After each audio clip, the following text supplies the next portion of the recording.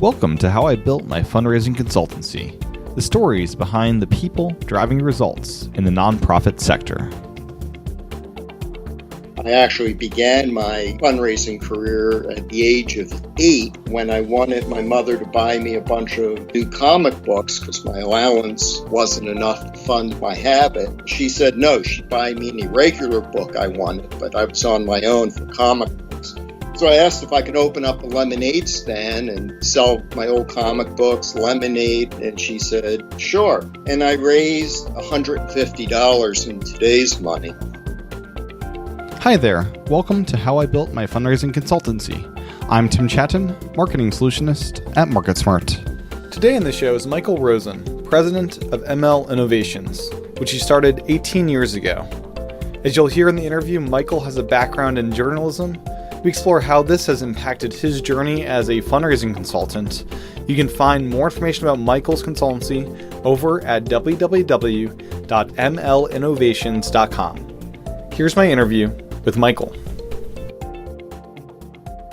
I'm here today with Michael Rosen of ML Innovations. Welcome, Michael. It's good to be with you today, Tim. You as well. I've been following your work through the blog you do, the Rosen Says blog. I was curious. I guess the first thing to start with our interview today, our discussion, is your background's in journalism. Did the blog start up before your company, ML Innovations? It started up shortly after ML Innovations and began really as a exceedingly self-indulgent exercise so that I would have an outlet for various rants on various subjects related to the nonprofit sector. So I would stop bothering my wife with my rants. And lo and behold, eventually people started reading it. Was the decision to keep it separate as a separate website from ML Innovations a technology limitation? At the time, it was easier to do that with a blogging platform and a, say, business platform, or was it to keep some of those posts maybe not as appropriate for the consultancy, or what was the decision there? It was a conscious decision to keep my commercial site commercial and my non-commercial site non-commercial. One of the things as a consumer of information that troubles me sometimes is the way in which some service providers use their blog, and it really is a type of advertising for their services. I didn't want to be perceived that way in the marketplace. One of the symbolic ways of distinguishing myself and my blog is to keep it separate from my commercial website. And with your background in journalism, is writing still something you enjoy to do? That's like one of your outlets that's a passion of yours? Absolutely. I do miss journalism. I was both a newspaper reporter and also a newspaper editor before going into fundraising. And I still miss it. So the blog, the other writing I do, for example, I write fairly often for the Association of Fundraising Professionals magazine, Advancing Philanthropy. It's a way for me to have that outlet for that creativity and the ability to share information with others. Yeah, and something interesting I noticed in the services you offer is both speech writing and tribute writing, which is something I haven't really seen on many other consultants' web pages that I've interviewed so far. Is that something truly unique to what you do, and have clients took you up on those services often? I agree with you. I haven't seen it at all, really, as a service that's offered. I don't do it myself. That's an area of expertise that my wife, Lisa, has. She's a fundraising professional as well and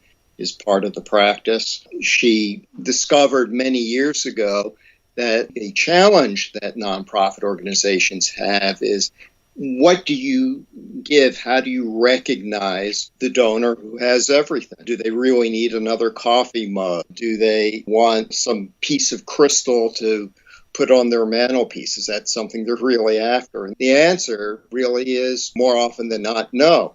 And so providing someone with a very personal, warm tribute is something, one, that they're not going to get from every other charity that they support. It's something that's more heartfelt and more meaningful to the recipient, and therefore is a great way to recognize major donors in a way that further helps build the relationship. I also noticed songs and poems are a part of that as well. So you can have something really heart-touching that really adds... Well, and with the songs, there's another dimension to that. For example, my wife was working with a community group that was raising money for a new playground. And so she wrote the lyrics and music to a theme song that they used as part of the campaign and part of the campaign video, and it attracted a lot of attention. They had the kids as a chorus singing the song, and it attracted some nice media attention to help really get the campaign off to a great start. Yeah, that sounds like a really cool thing to do and something very different and unique. Well, one of the challenges nonprofits have in fundraising is to get attention, distinguish themselves from every other charity in the same space, to be different but believable. And once you have their attention, then you can talk about your case for support. But you can't do that if you don't even have their attention in the first place. Yeah. Prior to your consultancy, so you mentioned journalism. Did you have any background in nonprofits working for one directly, or did you start out with the consultancy and kind of build it up from there? The initial professional fundraising experience that I had was when I was in college. I had a part-time job at Temple University working in their capital campaign office, raising money by telephone in their coordinated direct mail phone fundraising program. Telephone fundraising was my very first professional fundraising job. Now, having said that, I'll tell you that I actually began my fundraising career at the age of 8 when I wanted my mother to buy me a bunch of new comic books because my allowance wasn't enough to fund my habit. She said no, she'd buy me any regular book I wanted, but I was on my own for comic books. So I asked if I could open up a lemonade stand and sell my old comic books, lemonade, and she said, sure. And I raised $150 in today's money. And she suggested that perhaps as an 8-year-old, I didn't need $150 and I might want to give half of it away to charity, and I could pick whatever charity I wanted. Our local newspaper was sponsoring a foundation to provide scholarships for inner city kids to go to summer camp. I grew up in the suburbs and knew how different my summertime experience was from my cousin that I was very close with who lived in South Philadelphia. I thought it would be great for inner city kids to have the same type of summer that I had. Yeah. So I took my coffee can into the newspaper office, and they thought it was so cute. They put my picture on the front page, and I was bit by the bug, and every year thereafter, I did a backyard fair for charity that just kept getting bigger and bigger. We gave 100% of the money to the Blue Skies Foundation. I can trace both of my careers to that 8-year-old boy's experience, newspapers and fundraising. Wow, fascinating. Special events, you mentioned the backyard event. How does special events play a role in your consultancy now? I want to give you 2 answers to that question. One is I hate doing special events. I'm not particularly good at it. I like going to them, but too many details. I have no idea how many miniature crab cakes you're supposed to get per person. Right. I don't get it. My wife, however, is our resident expert on special events. She actually likes planning them and is good at it. The challenge with special events is that many charities that do them have no clue why they're doing them. One of the things that we try to do when someone wants to work with us on a special event is, before we really talk about logistics of the event, is we want to figure out what the purpose of the event is. What are their goals? What are the outcomes they seek? Is it to, in fact, raise lots of money? Or is the objective to focus more on awareness and building public outreach? And once we have a good handle on what the organization's objectives are, then it becomes infinitely easier to design an event that can achieve those objectives. So many organizations just get in routine of every March we do this event, and every April we do that, and forget the why, and why is really very important. That's exactly it. Or they have unrealistic expectations of what they can achieve with an event. So it's important to come up with not just objectives, but realistic objectives. And that's something that we help our clients with as part of the event planning process. Back to your writing background and books. You've written a couple of books, is that right? I've written one book, Donor-Centered Planned Gift Marketing, that John Wiley & Sons published. I've contributed chapters to other books as well over the years. Do you have a sense for how much that book has impacted your business as far as clients that have heard about you because of the book? I have no way of being able to quantify that. I do know that it has had a positive impact in a number of ways. It has helped me attract new clients. It's helped me attract new speaking engagements, which have helped me attract new clients. It has helped further position me as an expert in the field. The reality I learned years ago is that nonprofit professionals would much rather work with an expert than with some vendor salesman. Yeah. Now, what inspired you to take the leap to starting your own business? Naivete. My first business that I started was Telefund Management, which became the Development Center. Started that in 1982. It was a direct mail phone fundraising firm. The business partner, Steve Schatz, and I were part of a handful of direct response fundraising pioneers back in the early 80s. A lot of the techniques that people just consider commonplace. Of course, we wouldn't do it any other way. This is the way you're supposed to do things. We were busy out there testing and inventing those tactics, and started that because of the experience that we both had at Temple University with their capital campaign phone program, and we developed some new strategies in the context of that program that weren't being utilized throughout the nonprofit sector.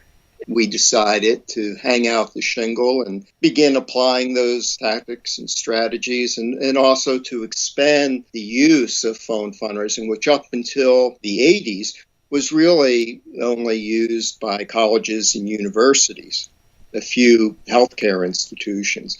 We were the first firm, for example, to expand the use of the phone to the museum sector. It was a lot of fun. We were able to pioneer a lot of techniques, and then we sold the business.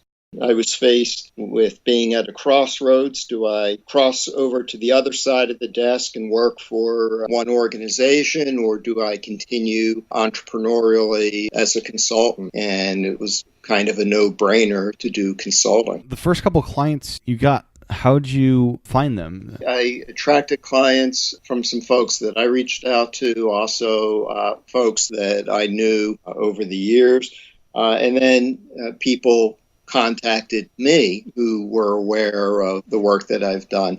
And I've worked with two types of organizations: nonprofit organizations that wanted to grow their fundraising and or membership efforts. But I've also done a lot of work with for-profit companies that are working in the nonprofit space that either want to introduce a new product or service or expand into the U.S. market, and have helped them reach their marketing objectives. Okay. And if you were starting fresh, is there anything you'd change with what you did at the very beginning? The best answer I could give you is no, because whatever I did got me to where I am right now, and I'm happy with where I am right now. The more practical answer would be, yes, there are a number of things I would change. One of those key things that I would change is Better understanding that being an expert is not enough. You absolutely need to be an expert at what you do, but you also need to be good at the business side. That was something that was very much a trial and error type of education I had. If I had it all to do over again, I would have been a lot smarter about acquiring the business knowledge I needed in order to grow things more quickly. Okay. Speaking of the business end of things, did your business model change over the years, and what do you find works best for your consultancy? It has changed over the years. It continues to change. In some respects, depends on what the nature of the consultancy is, what type of project or work the client is looking for, and then determining whether it makes sense to charge on a project basis or retainer basis. I used to do hourly once upon a time and definitely got away from that. From a pricing standpoint, things have certainly changed. Also, the services that I emphasize have changed over the years as well. Is it just you and your wife, or is there more to your team? Do you have virtual assistants or in person? It's primarily just my wife and me. When we're working with a client and they have a need for services that we may not directly offer or be able to scale up sufficiently amongst ourselves, we'll bring in allied partners to provide that assistance when needed. Okay. And finding new clients today, is it referral based, or what's your approach for getting new business? It's primarily referral based, but also just getting out there and being seen, having the blog, speaking at conferences, engaging in social media. And I find that by participating in networking activities, offering something of value without charging for it all the time, it comes back to benefit me in terms of being able to acquire new clients. And how do you find yourself balancing your time and developing habits to both promote your business as well as working with your clients to get the paid work done? That is probably one of the biggest challenges I've faced over the years. Consulting, is a bit of a feast and famine type of phenomenon. When you've got lots of clients, it's harder to devote the time and the energy to acquiring new clients. And so you kind of tend to have these peaks and valleys in business flow. That's one of the great challenges in consulting, is figuring out how to level out those peaks and valleys somewhat. And I still don't have a good answer for that. Got to be a huge challenge. You've been running ML Innovations for the past 18 years. Over those 18 years, what are you most proud of? What kind of work are you most proud of doing? That's a tough one. I enjoy the same thing as a consultant as I do as a donor. And that is the ability to make a difference. And so if I'm working with a healthcare organization that's saving lives, I have no medical skills. I can't go out and save lives tomorrow. But yet, by helping them raise the resources they need, I can help save a life. Or if I'm working with a college or university, I can help a smart kid who otherwise wouldn't be able to afford an education. I can help them go to college. I have no musical talent, but if I'm working with an orchestra, I know that I've had something to do with putting that concert on. So it's a way for me to do the same thing I did as a donor, and that's making a difference and trying to make the world a better place. When we return, a quick lightning round with Michael. First quick break, we will learn about a free ebook from us here at MarketSmart. Today's free resource offer is the ebook, Are You Ready for a Capital Campaign?, which you can download over at imarketsmart.com/areyouready. That's www.imarketsmart.com/areyouready. Here's what you'll learn by reading this ebook. Discover the elements of a strong capital campaign foundation, access a capital campaign readiness questionnaire and preparation checklist, discover the kinds of plans you'll need to run a successful campaign, and much more. Here's a chance to help your clients evaluate their internal and external readiness to conduct a capital campaign.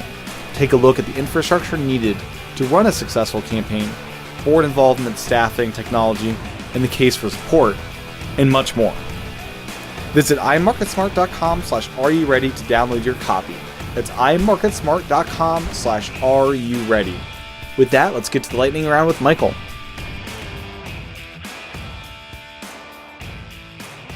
What's the best piece of business advice you've ever received? Focus on the bottom line, not the top line. By that, the person was saying that growing a business and getting more gross revenue into the business is necessarily the determinant of success. Be sure to always keep an eye on the net, not just the gross. What piece of advice would you have for yourself as a 25-year-old? Don't go into nonprofit work. What book would you recommend to those getting started and why? I want to do a shout out to the CFRE International Resource Reading List, which can be found at the CFRE International website. I had a terrific manager I was friends with when I was starting out. She recommended books on parenting. Had nothing to do with fundraising or nonprofit management, but books on parenting actually served me well. Finally, I'll recommend a book by Lima Gabawi, Mighty Be Our Powers. What's your favorite personal productivity habit? Try to do first the thing I hate the most. What's your favorite or best under $100 purchase you've made in the last month or so? King crab legs. They're a real treat, and I mention that because I think it's important we remember to treat ourselves well occasionally, enjoy life. Absolutely. As far as passions outside of work, what's some of your most important ones? My greatest passion outside of work would be spending time with my wife of 31 years. But I also enjoy hiking in national parks, photography, reading, and cooking. Excellent. Tea or coffee? Tea, and I'm very picky. I'm a big proponent of green tea in particular. What do clients never ask you that you wish they did? How can we best help you help us? What are the best nonprofits doing right? Building relationships with all of their stakeholders that are solid and genuine. And by that, I mean, for example, looking at donors as partners rather than as ATM machines. Yeah. And what charities do you admire or support? One of my favorite charities is the Philadelphia Children's Alliance, which brings justice and healing to the victims of child sexual abuse. One of the reasons why I love the Children's Alliance, obviously, is the tremendous work that they do. But the other reason I really admire them is that they're a fairly small organization, a budget of just over $2 million. They run circles around much larger, more established charities when it comes to their fundraising efforts. They are proof that you don't have to have a massive budget or a massive staff to have great success and have a great impact, that you can do things right on a shoestring. It's been a privilege, really, to be involved with them and to watch them grow over the years. Wonderful. And finally, where can people find more information about your services? My website, mlinnovations.com. They can also visit the blog site, michaelrosensays.wordpress.com. Wonderful. Well, thank you, Michael, so much for your time. It's been great chatting with you. Tim, it was a real pleasure to talk to you about this stuff. It's not something I get to do very often, so it was a real treat.